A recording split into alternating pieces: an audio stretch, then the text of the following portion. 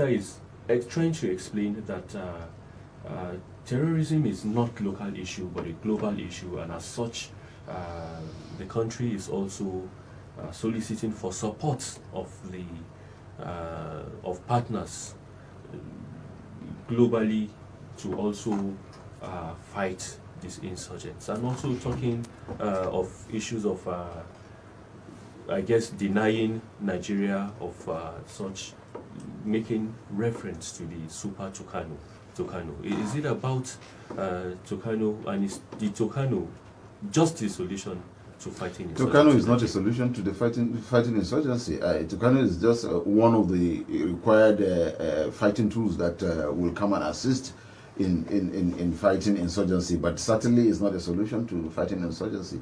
I think the government need to go back to the drawing board. The reality is the thing is becoming out of hand. It is becoming rampant, and then it's like solutions has not been found, and there's no indication that there's even a solution to this problem so far. Now, talking about excuses that whether the information, the locals are not releasing information or things like that. Yes, to an extent I can agree with that you need information to be able to fight a war and succeed. But then you can also do your local intelligence. We have suggested to this government in the past, we've suggested that it is you build your own structure.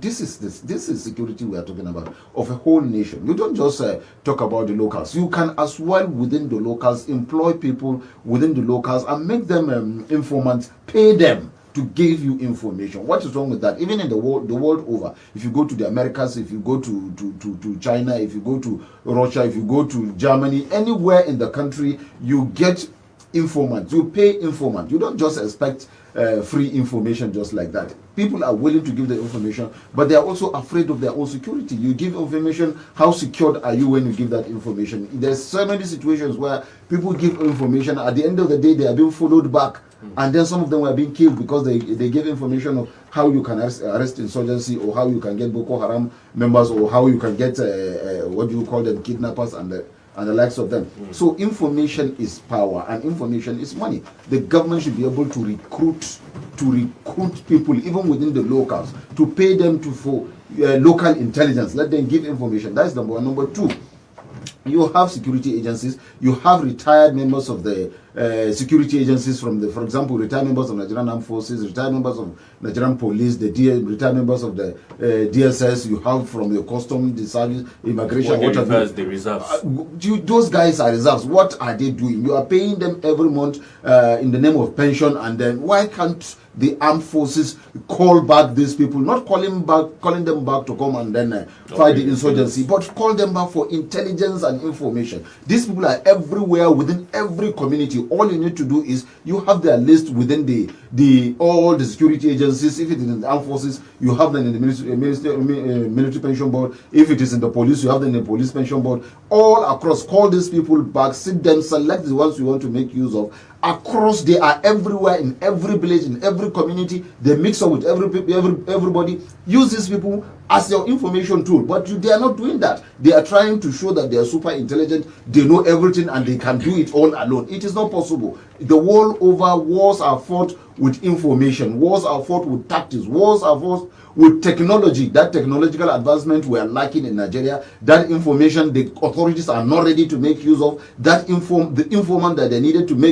employ to work for them, they are not ready to do that because they don't want to spend money, and you have to spend money to be able to achieve this. They don't want to make use of them because they don't want anybody to get the credit. They want to be the ones that have the credit, and at the end of the day, they are not succeeding. This what do you call it? This go and wipe them out has been said so many times. Like I said before, you bring the same set of people are there to tell you the same thing today. You give them instruction, they go back out there to go and work on the instruction that you give to them. They return back to you and tell you the same thing that they have worked on it. You tell Nigerians, you give them another instruction. At the end of the day, it is not there. Do you know why? Because Like I have said before, we need to say it again, and we need to say it clearly. In the past, we have been part of those advocating for the continuity on the security echelon that they need. You don't need to remove them. You need to allow them to continue to work, because we believe they are very vast in experience. They have been part of the insurgency fight. They know the ground. They know the terrain. They know the situation. They know the problem. But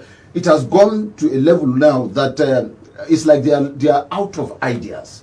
And again, those that are below them don't want to give them ideas. In any case, what will you be telling? Like I said in the last program, with the present service chiefs, the crops of service chiefs today, compared to the ones that are the generals that are next to them, they are just like a professor and then an undergraduate. An undergraduate cannot teach a professor anything. An undergraduate cannot advise a professor on things that have to do with education. An undergraduate cannot suggest to a professor on how to achieve results, because he within himself, he will feel inferior to a professor. He knows the professor is a superior. So the solution, Mr. Joe, as far as I'm concerned, even before you